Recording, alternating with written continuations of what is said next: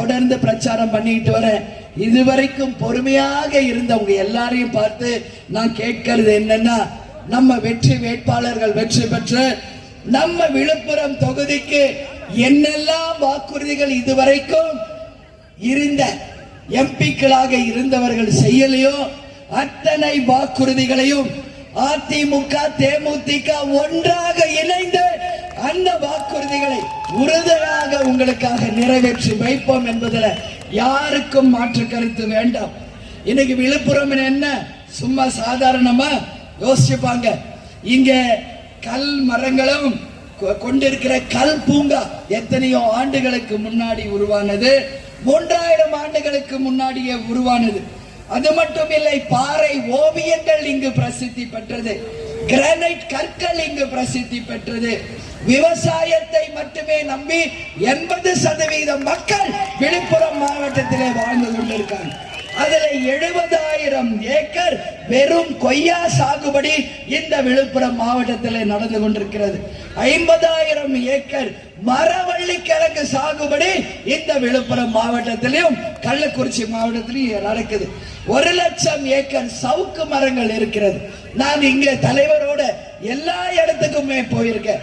எங்க போனாலும் கரும்பு, நெல்லு, அது மட்டும் கிடையாது, வாழை பயிர்களை விவசாயிகள் பயிரிடுவதை நாங்கள் பார்த்திருக்கிறோம்.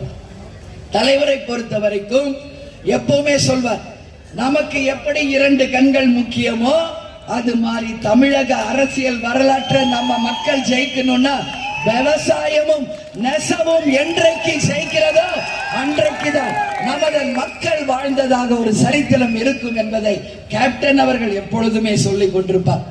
இன்னைக்கு எத்தனையோ தலைவர்கள் வரலாம், ஆனால் சிந்தித்து பாருங்கள், புரட்சி தலைவர் எம்ஜிஆர் அவர்கள் மட்டும்தான் மதிய உணவு திட்டத்தை தமிழ்நாட்டில் கொண்டு வந்தார்.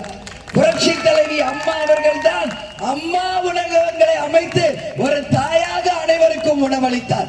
புரட்சி கலைஞர் கேப்டன் தன் மக்களுக்காக அன்னதானத்தை வழங்கிய அன்னதான பிரபு என்று பெயர் பெற்றவர் நமது கேப்டன் அவர்கள்.